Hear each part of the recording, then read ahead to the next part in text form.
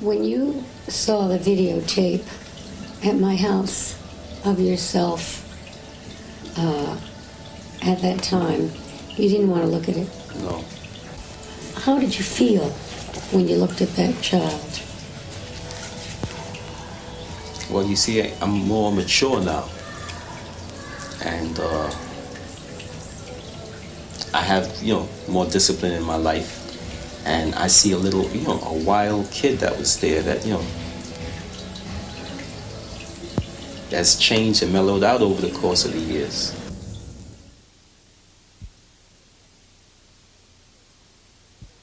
They tried to take over one of my division, but they didn't quite make it, and we killed 2 of their guys. They tried to burn down my clubhouse. We killed 2 of their guys. And 5 of their guys rolled up on one of the savage nomads. You know what they told them? Oh, we're going to give you hell, baby. We're going to give you hell. And they didn't even kill him.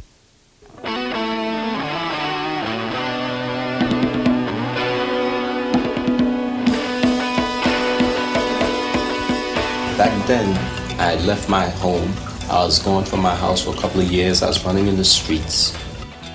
We made a family, all right, to substitute for what every one of us had left.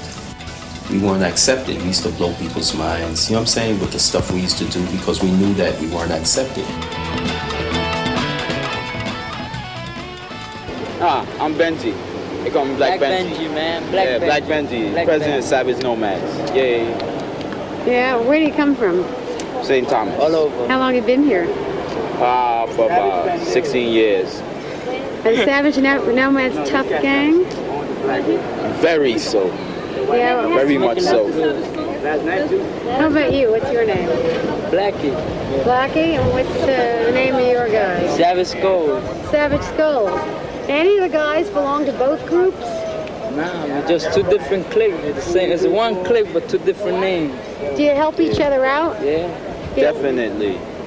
Like, we went to go down against these bachelors, and they didn't show up, so we had to go down their way. And like, they still didn't show up. They was hiding out, they was scared. It's the regular punk thing, after we came back, the cops tried to bust a couple of the guys, but then we all stuck up, we threw a couple of gas bombs at them just to make it look good, and so they started panicking and whatnot, so they let the guys go. And so then Blackie went up to them he had a gun on him. They didn't want to serve. They knew he was packing the piece, a big old 38 Magnum sticking out. Like, they want to make it a racial problem, So we didn't want that, So I jumped in. I put in for my boy because he's a black brother, So we made an unracial problem. Everything came down, man. In these neighborhoods, in fact, like where we are now, there was always groups that protected their community. It was very territorial. The Savage Skulls lived in this area. The Ghetto Brothers lived in this area. Just sprouted up as a sort of like a defense for the particular communities. Suppose like we go into a room, but right, we clean though, because we have somebody else packing. But about 5 of us are standing here on the corner, right? They arrest us on lawful assembly because they know something's getting ready to jump off. So like, they just arrest us to try to avoid the shit, right? So now suppose you with your family, you got 10 people in your family, right? I got 9 in my family. Suppose we stand on the corner, they should arrest them too. But nah, why should they just picking on us and shit? They must not like us. Why do you think they don't like you? Because we flying cut sleeves. Is that what you call colors now, cut sleeves? No, I mean, like, if they see anybody with cut sleeves, he's in a gang, he's in a club, he's this, he's a menace to society and shit. So I thought about it. I was talking to my son the other night, and he was saying Ben was always like family. And I said to you the other night, how long was it that we didn't see each other? 1973? February 73. February. Until October? Yeah. 1989. What did we mean to you?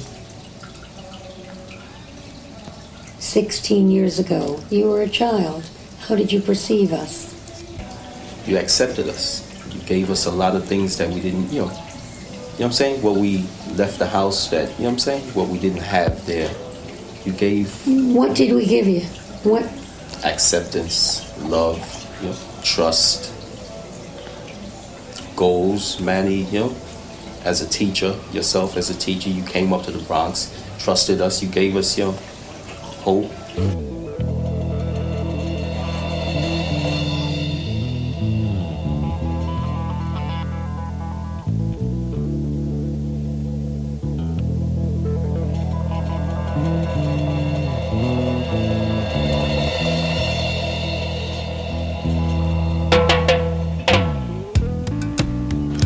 My first teaching job in New York City was in the South Bronx. I took the subway and later the L to the Bronx, and I walked down the deep stairs into the most devastated community I'd ever seen in my life. I got a note from a parent asking me to excuse an absence because the child had no shoes. There were constant fires in the community.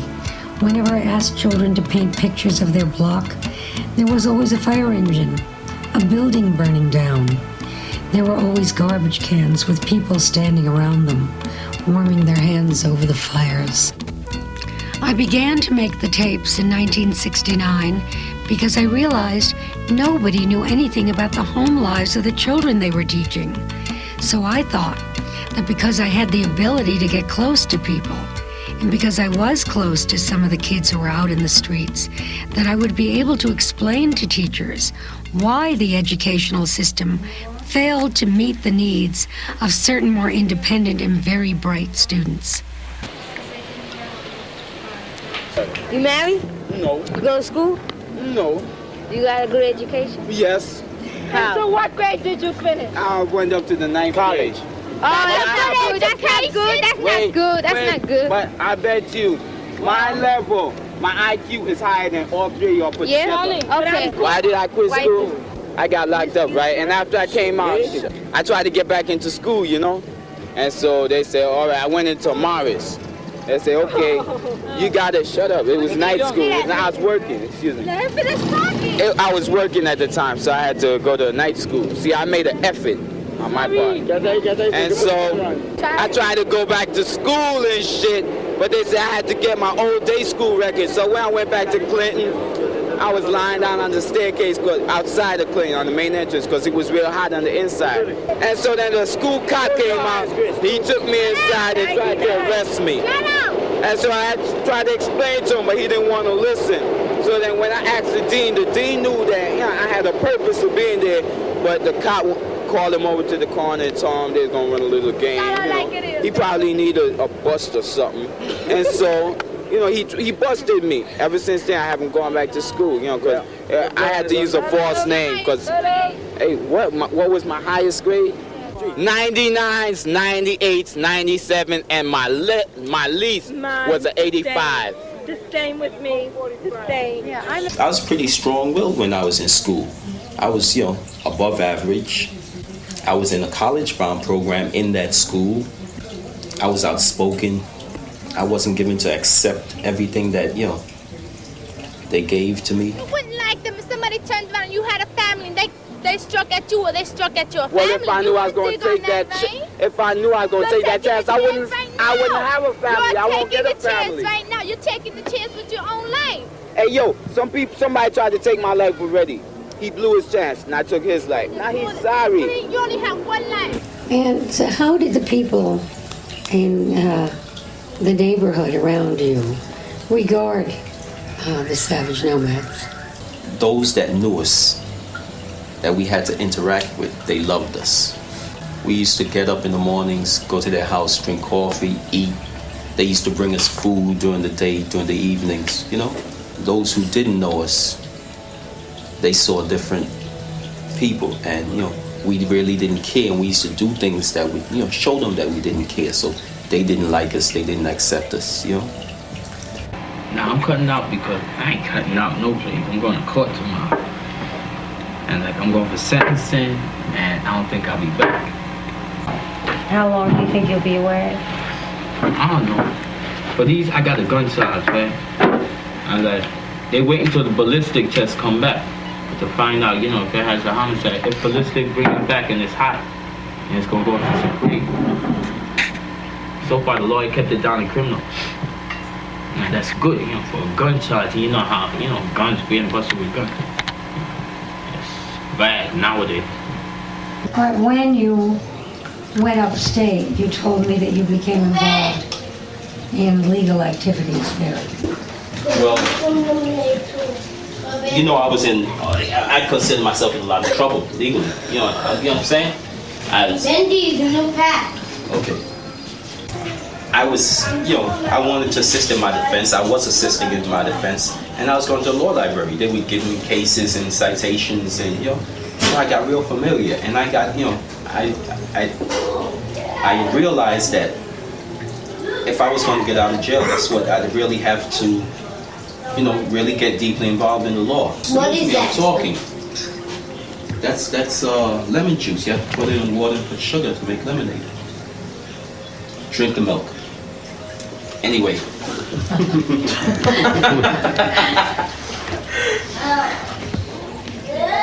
I started giving those courses. You know, I gave the courses in Attica, Comstock, Sing Sing, Green Haven. A couple of different, you know, prisons. Everywhere I used to go, you know, the reputation preceded me. I was real good. And I went right to the law library. Reputation As a for what? jailhouse lawyer, I used to represent people, a lot of people in jail. Not as a savage nomad president. No, not as you know. But everybody knew me. It's a small community. Everybody, oh, that's Benji. Yeah. No, you need this. Go ask Benji. You know, Benji has a good heart, but he did a few little things every now and then. I met him. He was riding on a motorcycle, and he started this division called Nomads on Wheels, you know, and I was like, wow, you know, and they would have boots, and they had the savage nomad colors, and they were riding on the motorcycles and all this, and he picked me up in high school and on a motorcycle, so I was like, well, I ride on your motorcycle, but I gotta take off my colors, I'm still a turban, can't be riding on a motorcycle with these colors. See, when I got into the turbans, that I was in junior high school, we used to, like, they had the clubhouse. It was more of hanging out and going down there, listening to music and things like that. So it was, you know, and all the guys were, like, older. They weren't guys that were 13, 14, 15. They were guys that already came out of Vietnam. They were all, like, ex-soldiers. Chino told me, do you want to start a division for girls? And we had girls already hanging out in the club. So I said, okay, as long as we get a jacket. So he said, sure, you get a jacket. So, you know, I told girls, you want to be turbans? You want to be turbans? It started out like that. Like, we really didn't want to, you know, go into war with anybody because of the colors. But it did at times, it did happen. The Javelins were 2 blocks away from us on Hoe Avenue. And the Javelins, the attitude was, you know, you got a turban, you can't walk down this block. So that's how they took my colors when I went to visit my grandmother. I said, okay, I gave them my jacket, and that was resolved. The presidents went over there and said, give her back her jacket and we're going to rumble. In a way, it was a political gang, but at the same time, if you mess with them, the guns came out. Well, other gangs at that time still have bats and chains. No, they didn't have no bats and chains. They had 32s, 38s. So we didn't question where they got the guns from, because it was very rare that there was a rumble in the Turbans Club. You know, they weren't into rumbling yet. And they weren't into the jackets. They were into dressing nice and having a lot of buttons and looking more political. You know, than the rest of the guys. I never thought I would be a nomad. I said, oh, these nomads, these savage girls, and the way they look and the way they dress.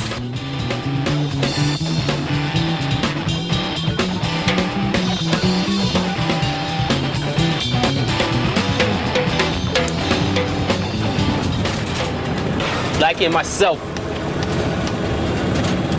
we went to school together. We went to 52, and we had a relationship from then, from school days throughout the gang days and until now.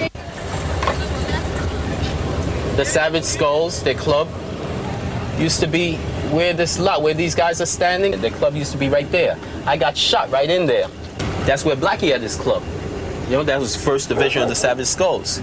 This is where our old clubhouse used to be at. And now is, as you can see, automotive place.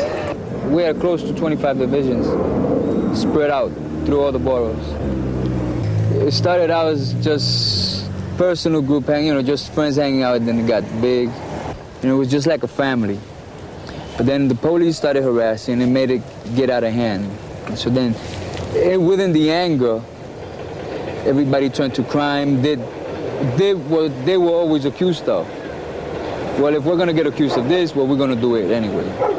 So no matter what we do, whether we do it right or we do it wrong, they're gonna blame us, so we did it anyway.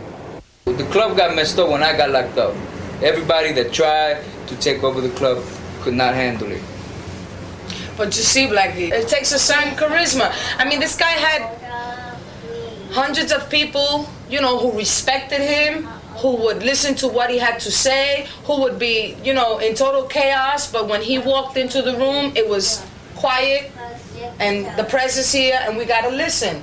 And it takes something to be able to have that control. I was never officially a Savage Skull. Never. I never wore colors, and I never wore a jacket that said property of or anything.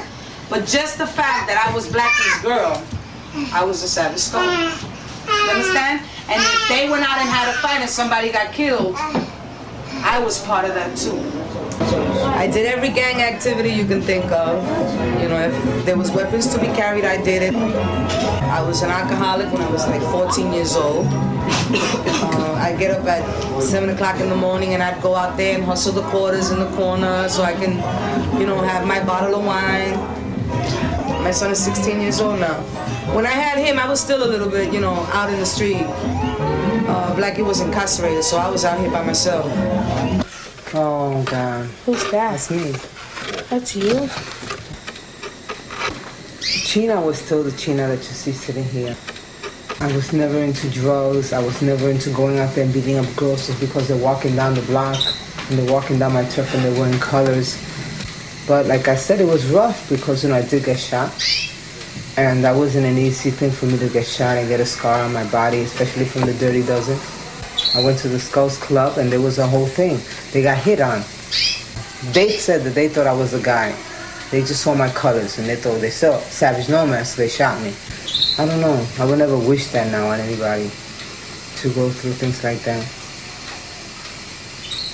I would never want my son to be in a gang and then, have to get initiated and have to get kicked and punched and beat up just to be in a gang. Or if you did something wrong, they would do it to you too.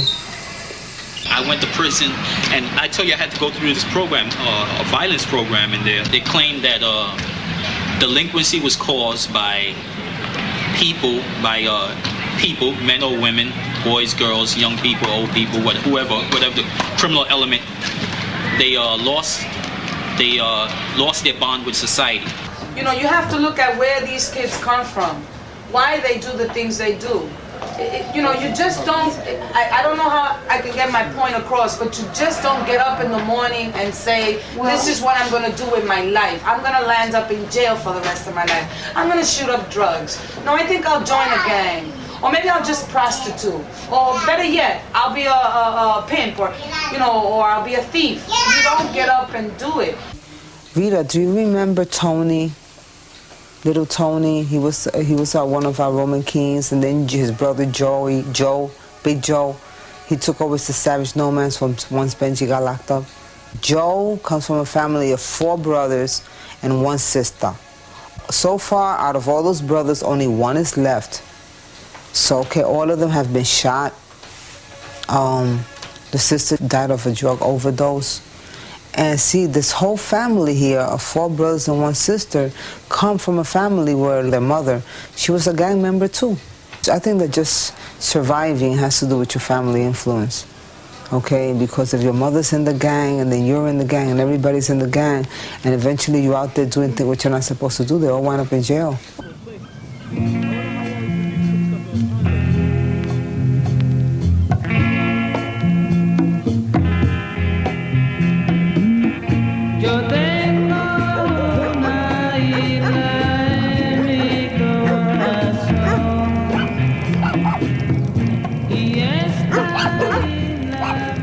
I was living in PR. I was 5 years old. My father had killed himself. Okay, all I had was my grandmother. I didn't know my mother from Adam.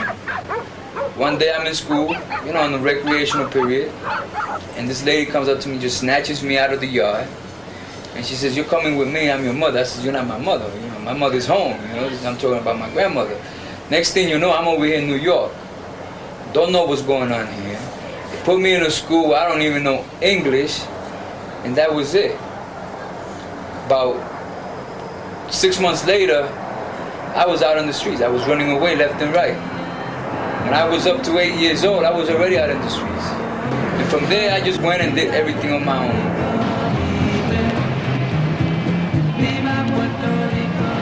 Tuvo sus problemitas, pero salió bien. Me daba mucho problema cuando era joven porque se descarrió como las ovejas. Cuando tenía como unos 13 años así, comenzó a irse de la casa, a tener mala compañía. Entonces yo me tiraba detrás de él a buscarlo. Cuando yo me cogía coraje le daba duro. Sí, le daba duro, ¿verdad? Yeah, with a black bat. Sí, yeah, I had a black bat right there at the Ay, door. Dios mío, me ponía frenética. A él le pegaron 2 tiros. Sí, a él le dieron 2 tiros, otra ganga. Sí. Él precisamente ese día estaba en casa él. Y entonces yo le aconsejé que no se fuera, pero él se tiró y se fue. Y cuando yo vine a saber, él estaba en el hospital. Yo vine a ver qué pasaba, le habían dado 2 tiros. Y mataron dos. Sí. Hirieron una señora que ella murió. Sí. Y los otros los mataron en el acto. Entonces Felipe fue al hospital, le sacaron una bala. Se le quedó una adentro, pero después la devolvió. Las esperanzas que yo tenía era que él estudiara y que pudiera llegar a ser alguien en el mundo, ¿ves? Sí, y bueno, es lo que todas las madres queremos con los hijos. Sí.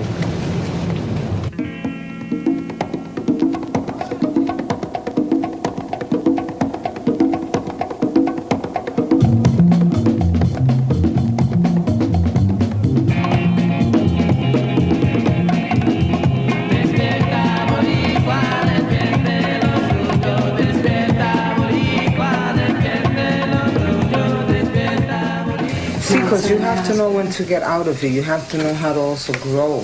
It's not just being in the gang and after your old man gets locked up, you know, you go crazy. That's ghetto girls. See, the ghetto girls are very political in a way. They did a lot of good things. Cleaning the streets, helping the kids with their homework. You know, they were into all this kind of a hippie thing too. You know, listening to their heavy metal and their Beatle albums and all this. The original concept of the Ghetto Brothers was really my brothers. Me, Robert, Victor, Raymond. Was purely a brother thing.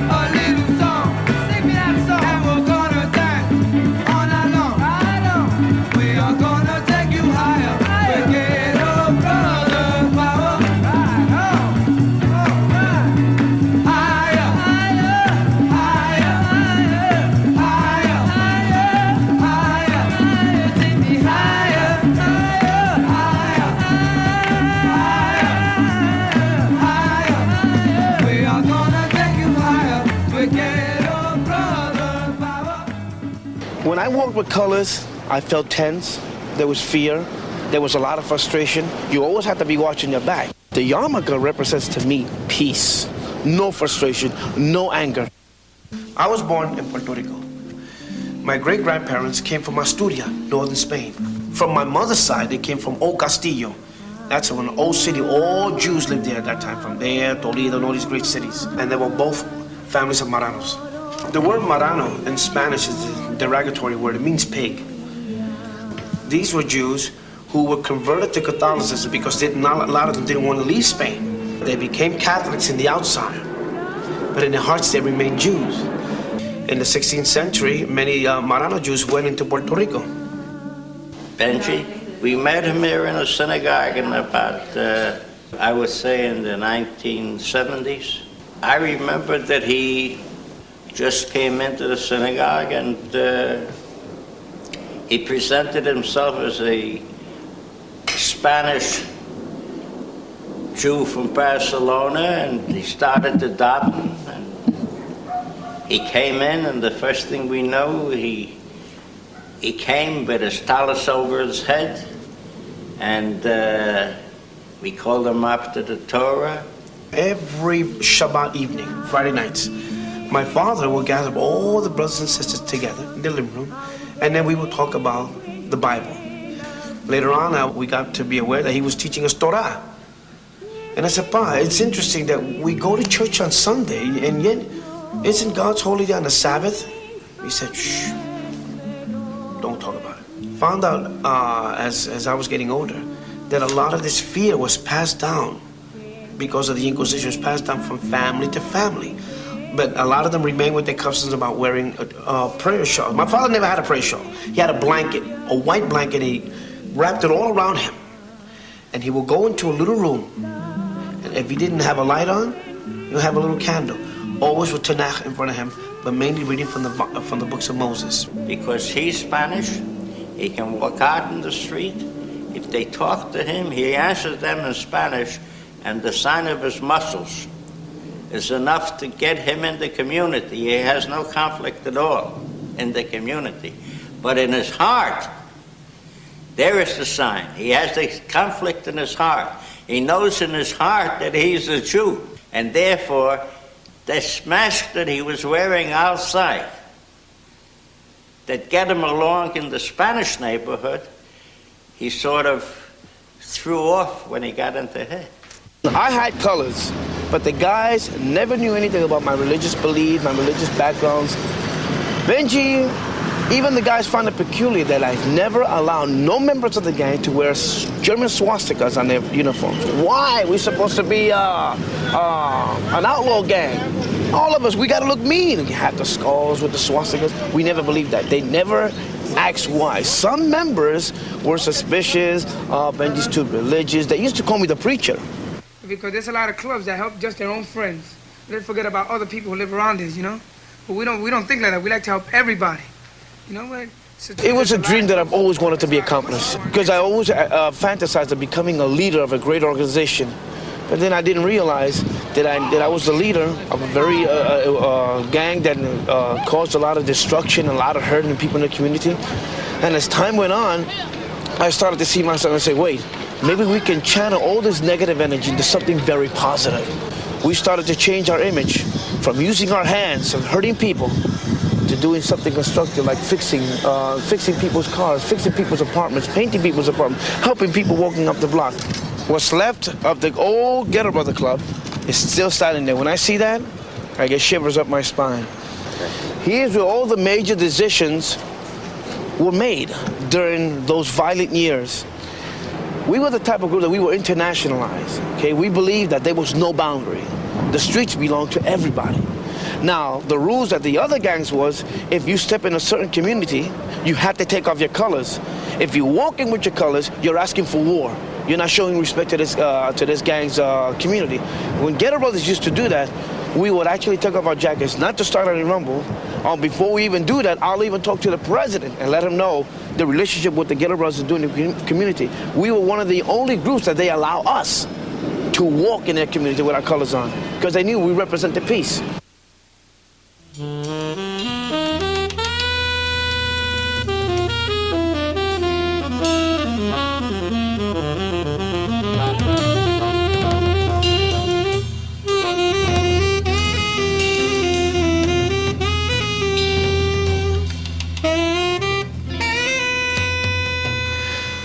Benjamin, also known in the streets as Black Benji, was ambassador for the Ghetto Brothers.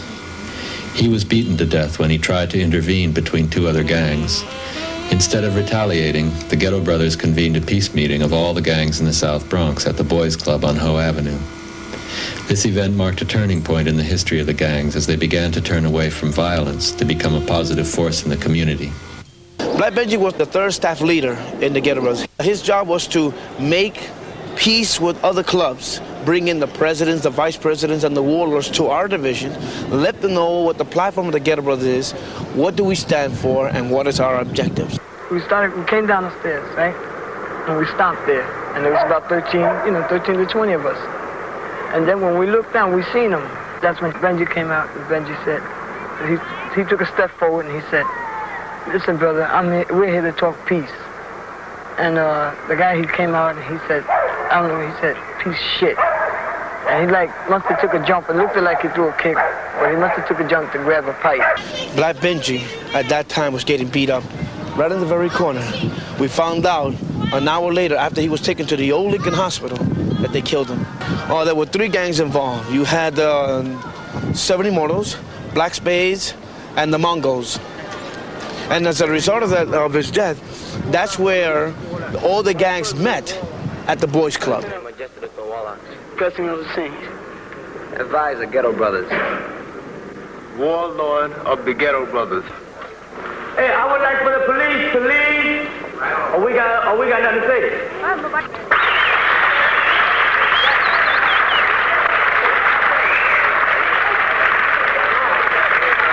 Know when we came to your turf, man, when Black Benji died, man, that's when we came to your turf for Static, man. I'm gonna tell you what's happening now, because all this shit is bullshit, man. You see, because wow, man, we didn't have no Static with you people, man. All we did is ask you people for the colors, man, and you people didn't give us our colors back. When we have Static, man, we settle out among ourselves, man, because wow, we got to live in this district. The whitey don't come down here, man, and live in the fucked up houses, man. The whitey don't come down here, man, and have all the fucked up fucking no heat in the fucking winter time, you understand? We do, Jack. So therefore, wow, we got to make it a better place to live, you understand? Newspaper people will walk up to, what are you guys gonna do? And here's how the media works, you know? And then he got members of my club and members of other gangs. Benji, what are you gonna do? Are we gonna take revenge for the death of Black Benji? I said, no, we're not. Would you believe that members got angry at me and some even threatened me? I said, to take revenge will make Benji's peace annul. It will mean nothing, will make it void. Even though we had colors, we were a gang, we'd never look for trouble, man. I could understand if they beat up Benji, but killing him is another thing. You took away one of our brothers' lives, man. And we were right down at the funeral looking at him, saying, I wish the Immortals, if they were them, to see what it is to take away one of our brothers' lives. You don't want us to become a gang again, right? Because I know you, right? Don't I know you? You was up in the meeting and you told me, Benji, I want to get out alive. Didn't you tell me that? Benji didn't get out alive. Benji died. They took away my brother's life, man. The thing is, we're not a gang anymore. We're an organization. We want to help Black and Puerto Ricans to live in a better environment. That's how a lot of gangs got together as a result of the death of a brother who went out to make peace and not war.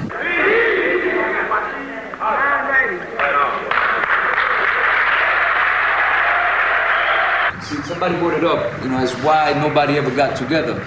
A lot of people fail to realize the police, even though we used to fight against each other, sometimes those fights were caused by the police, because if we ever did band it together, all the clubs in the Bronx, they will have a hard time. Blackie's got a point there. I've been visited by several times, FBI, police officers. They always say there was something up with the GBs. We were getting too political. The young lords were getting involved with the gangs. The Black Panthers were getting involved with the gangs. And I was bringing a lot of this political influence into the Bronx. You remember, Butch. We are being oppressed by the North American Yankee. We, the Puerto Ricans, should rise up and defend ourselves against these dogs who will oppress us and liberate our country from capitalism and imperialism. The North American is trying to steal our identity as Puerto Ricans and call us Americans. We Puerto Ricans are Puerto Ricans till the day we are born until the day we die. At that time, we had a lot of influences. We had you, your family. We had the times. This was early 70s. It was a time of change. We had a lot of things coming at us. We wanted to change the social order. Remember when we first met, Jose Torres and I, the first thing he asked us, he says, so Benji, what do you represent? I said, well, we're the Ghetto Brothers. Is that a gang? I said, well, it was a gang, and we're changing ourselves into a political organization. He said, no, what do you guys believe in? Complete independence from Puerto Rico. He said, what affiliation are you with? I said, well, at that time it was called Movimiento por Independencia. That's correct. Juan Maribras. I said, we're connected with Juan Maribras. We like this platform, and I feel that the Ghetto Brothers are going to fashion themselves after them. I met Oscar Colasso. I met Lolita Lebron. By the way, those are the two of the persons who attacked the Blair House. And the House of Representatives. That's right. In 51, that's right. 1951. They shackled themselves into the baluster and they just started shooting. Viva Puerto Rico Libre! And all hell broke loose. A strong woman to me was somebody like Lolita Lebron. Okay, because Rita Lebron was from the Seven Nationalists, which was a political group that woke up in Puerto Rico, and I found her to be a good role model because she was a mother, she was struggling, and she wanted her island to become something better, okay? The children in the island, more education, more centers, more places for the kids. I used to go to Puerto Rico every summer and stay with my father, my grandmother, my sister. My sister graduated first from law school. I learned a lot from her and her crew from the college because she went to the University of Law and everybody there was like a nationalist. She was always for the freedom of Puerto Rico. So her thing was that Puerto Rico is an oppressed country because of the white man. Okay, because when they went over there, they bought a lot of farms off and they bought a lot of territory that belonged to the Puerto Ricans. Like we had sugar fields, we don't have them anymore because a lot of people sold their land to the Americans, which built hotels and condominiums, and then these people came to the United States thinking that they were very, very rich, which turned out to be the opposite. Once they got here, they found out their money didn't last long.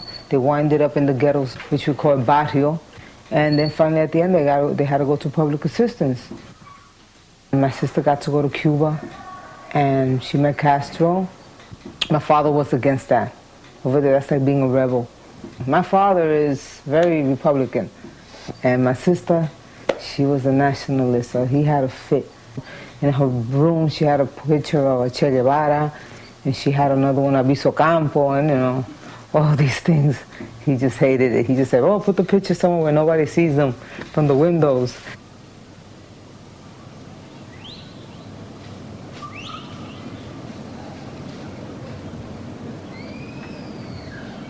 There was no gang in this country that did more for us as Puerto Ricans and Hispanics than the Young Lords. My brother and I were thinking about who to become involved with. We decided the Black Panther Party was more for us because of the way they were confronting the issues. But then the Young Lords had a confrontation in the church on 111th Street, and that's when I really became more aware of the Young Lords. I liked a lot of the things that they were about. We were talking about Puerto Rican independence. They were talking about organizing Puerto Ricans here in this country, you know, and a lot of the people that I spoke with, our experiences were similar in terms of racism, in terms of family upbringing, in terms of being in tune with Puerto Rican culture.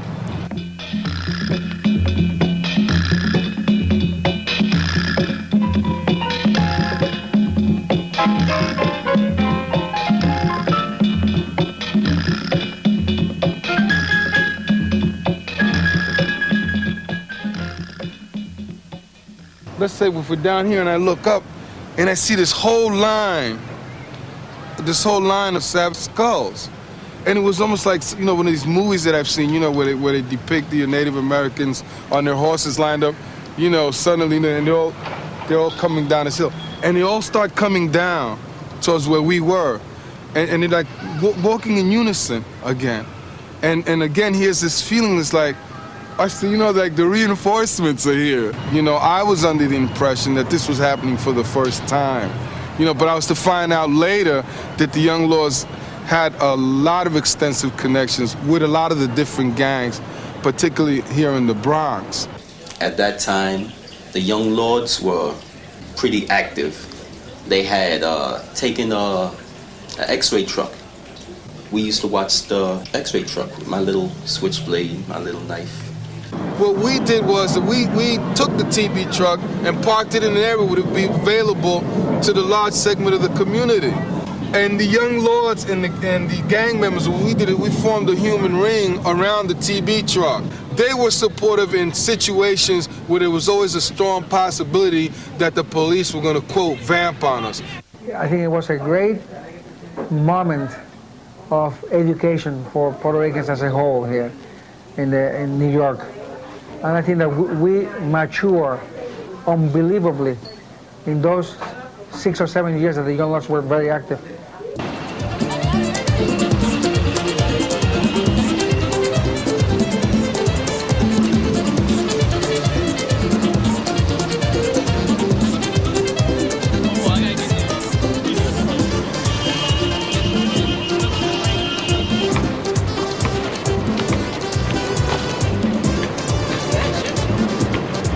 A lot of the leadership of these gangs, which were always the ones who were targeted, the leadership, because the feeling was if the leadership was taken out, that the rest of the gang would fall apart. A lot of them wound up in prison, Imagine some of the key people went to prison, some died, some got married, I know you got some gang members that have been married 20 years, the same person, they have kids, they're living as what we call outstanding members of the community. Because to me, they were outstanding members of the community back then. You might be rubbing shoulders walking by a person who was allegedly one of the most vicious leaders of the Savage Skulls, or was the warlord, of a man, they're living somewhere near this area with 3 children, a wife, part of it which is supposed to be classified as the American dream. But they still have the same aspirations, Did you go to school? Yeah, I finished high school and I went to college in there. You went to, how long were you in prison? I did 4 years. I did 2.5, and I did the other one out here, the last one out here. What were you studying? Recreation, physical education. I've known a number of people who were rehabilitated inside the prison system. Really? That's extraordinary. I remember one of the survivors of the Attica massacre on WBAI one night saying, how the hell are we going to be rehabilitated when we ain't never been habilitated in the first place? And that's the difficulty. Psychiatrists say that if you're going to rehabilitate somebody, you got to get them when they're still in the crib, that early. And you know that most of the kids we're talking about certainly don't have access to that kind of medical consultation. I'm melancholy about the prospects for most of the kids. It frightens me. The case that you just cited, of course, I think is extraordinary. And probably very worthwhile. Work like the devil to salvage 1 or 2. Once in a while, I go back to the past too. Want to go out there and keep on banging heads. Serious? Yeah. So that's my problem right now, at this very point right now. I'm hanging out too much. I'm starting to, I see a lot of the brothers are reuniting over here on Mount Eaton. Right. A lot of old Savage Nomans that I know. Right. And maybe I get a flashback. I don't know what it is. I just want to go out there and hang out. He gets them flashbacks. It became a lifestyle. To us, it became a lifestyle, the way we was living with the clubs, and hanging out with the fellas. It became a lifestyle that a lot of people don't really understand. That's why sometimes, just like him, sometimes I just feel like going out there, forget about working and keep hanging out. You know what I'm saying? But then again, I got kids, I got a responsibility, and that, it holds me back. But if there was none of that, man, a lot of us would be out there, doing the same thing, because the way this system is doing for us, we're not getting nowhere. We was doing better when we was hanging out than we're doing now. Just because I was a gang member, and that I would like to, help the kids in the community. Everywhere I went to seek help, after 1 year, I had this little league team. It worked out so good that the next year, all the parents were coming up to me. Yo, what are you gonna do for next year? I went seeking help to see, nobody wanted to do anything with me. Simply because, he's an ex-gang member. Even to this day, a lot of people come to me, Black, what do you want to do? I say, there's nothing I can do right now. There's a lot of centers being closed, and the kids are all hitting the streets. There's a lot of kids out there with problems, nobody doing anything. They don't want to help them out, but yet when they do something bad, they do something negative, they want to criticize them and down them all the way. Why not, reach out and, try to give them a helping hand?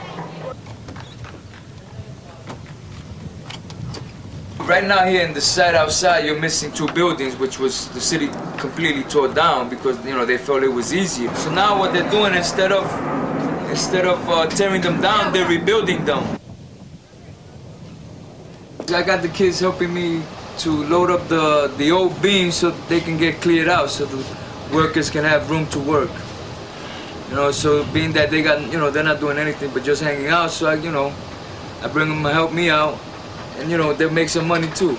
My children, my nephews, keep them away from the streets, you know, too much hanging out, and you know, get them used to working.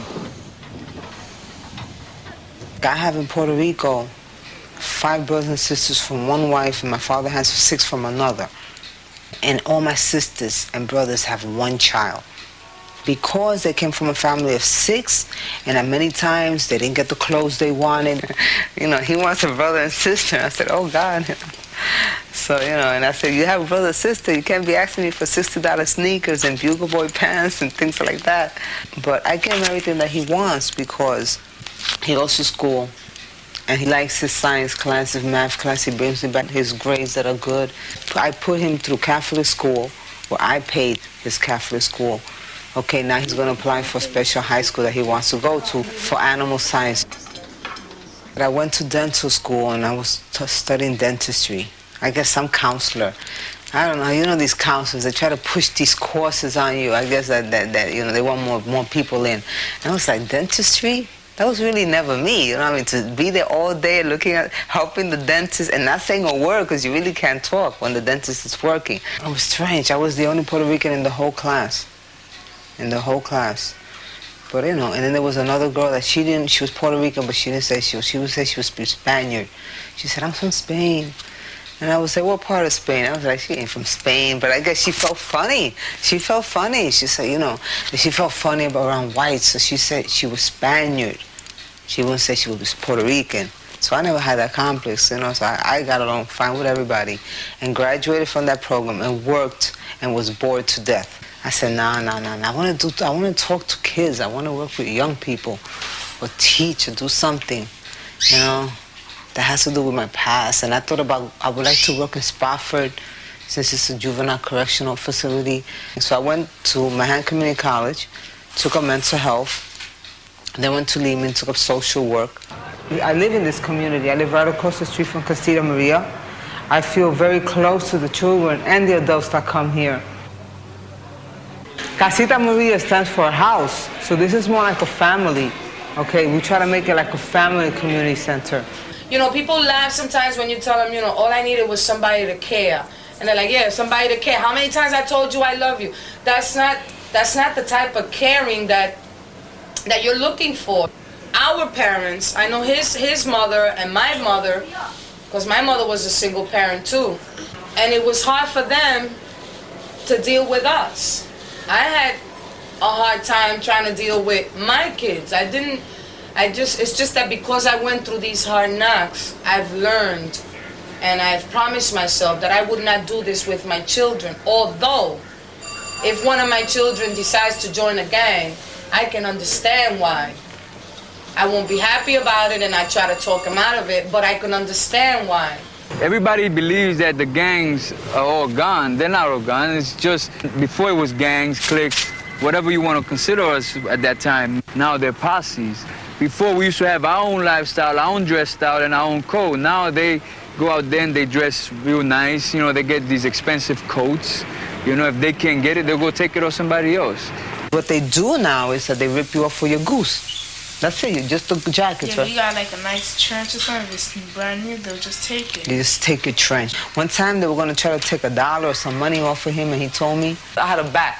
I go down with a bat. What you asking my son for $1? What, you gonna hit my son? You're Simpson, he's from here too, and he's been here too, and I've been here. And so, you know, you can't be nice with them. Why they didn't do nothing? Because Nolly China went down with a bat, and I said, let me tell you something, I've been in jail before, so if you fuck with my son, I'm gonna break your face with this bat. Your mother, your grandmother, the whole family. And I got nasty with them, and they were like, oh my God.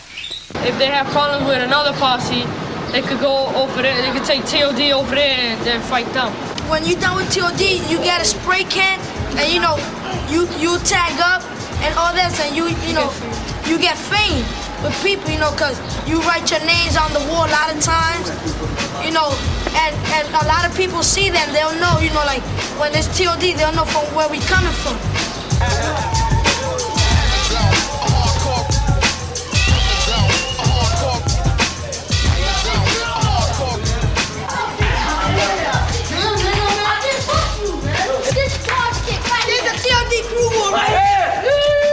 These are all the members of TOD crew. All this right here, this is the list, TOD crew. Going down, it's on the sides, everywhere. The mighty Bronx. This is our hangout. This is a place with all the thoughts. Why did you form a posse to begin with? Yeah, we got tired of all this stuff, you know, pushing us around, so we just said... So we just made a posse, you know, we just gathered around. Well, in order to get in it, you gotta get beat up. And then, after that, then you be down. You know, instead of taking it out and fighting, you do it by games, you know, by having, you know, well, yo, man, we meet you in the handball court or in the basketball court, or we'll do this. You know, that's how you do it, man. Because you don't know what's out there. They might come over here, you might end up in the hospital. Or you might do something to one of them, and then what? You're gonna end up in jail doing what? Time. Well, I think now it's worse, because they'll go upstairs and get their guns, and you could even end up, you know, in a funeral home. What kind of guns you talking about? Like automatic, 35, shotguns, 25, double barrels. If a guy, he got new sneakers, and you step on him, right away he want to kill you. Yep. See, what you got here is two different posses, just, you know, 2 blocks away. Now, if we can get these two groups together, then what's to say that we can get the other groups together? Maybe, you know, if we show the other blocks and everybody else that we're doing something about it, and if you want to participate, you got to bury the hatchet. We got to show them that we're here to do something for ourselves, not kill each other off. These were very bright young people who, if born into other families, could have been senators, congressmen, and community leaders. Instead, that energy was taken into the streets. When I went back to the Bronx, it was so wonderful to see my old friends and to see their personal achievements, despite the difficulties of youthful lives within poverty and violence and limited opportunities to achieve educational potential and work that is satisfying. It doesn't feel like the end of life as long as people have begun to empower themselves. I see attitudes of empowerment, and I know things have changed. Ex-gang members that have run into. It's very interesting, but most of when I talk to them, they're either social workers, they either work in a drug rehabilitation program, they either work in a school, or they either work in counseling. I think about basically they're still within the community as social workers.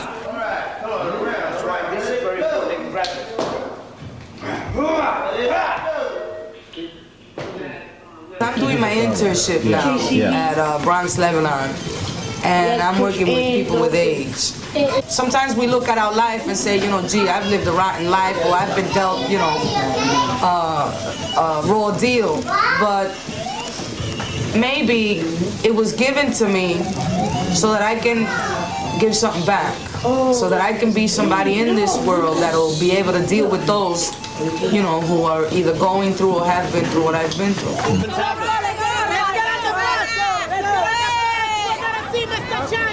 If it goes and people get into a majority and they go in masses, it will be changed, because anything, you can change anything you want if you want it bad enough. 2, 4, 6, 8, we the parents will not wait. Y dice él que la prensa puede entrar hasta el primer piso y nada más porque el meeting va a ser privado. We came here to see the chancellor, who did not see us. He in turn sent us a representative from his office. Hernandez, as I heard, while we were upstairs, it was a group of 6. While we were upstairs talking to the representative, he sneaked out the side door. So that goes to show you how our Latin representatives deal with their Latin constituents.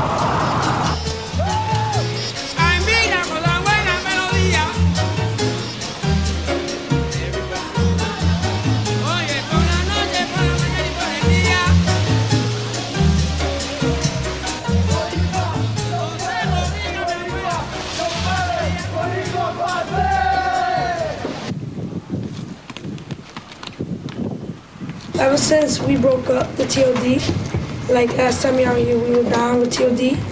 Since we broke up, it's been hard for us. Like, people look trouble for us. And since we don't have no more TOD, well, we can't find nobody to help us or to watch our backs. It broke up because a lot of problems used to go to the press of the TOD. That's Big Blue. So slowly by slowly, he was dropping people because there's too many problems out in the street and he don't want none of us to get hurt. The summer, you could stay out late and your friends be out there and they could, if anything, protect you. But if you're outside, you know, on your own in the winter, somebody can come, you know, rob you, beat you up, or even stick you up, put a gun to your head nowadays, you know? Little kids with guns and, you know, like having wars against other people, killing each other. You know, in memory of Black Benji, for the things that the young brother did. It would be nice, man, if somebody out there, you know, if we can just get together and get a building. And get a building, put all the energies of guys like... With all ex-gang members. Right. And we can have those kids out in the community. Maybe we can get them back into school, get the education that we didn't get, you know, and have a man do better than what we're doing. We can show the kids, we are like flashlights. We show you the way. Don't go to that side, brother. This is the way. We've been there before. We're preparing you for a better future. You don't need to go back there. You don't need to hire teachers from California. You don't need to hire teachers from way out yonder. You got them right here. I want people to say the Ghetto Bros has done something. I want my child to say when he grows up, well, my father's done something for society. See? And I want things to change, man, because I don't want to be living in the South Bronx where everything is messed up. I don't want my son to be walking in glass streets. I don't want him to live in a building that's all messed up in the ghettos. I want him to live in a good environment.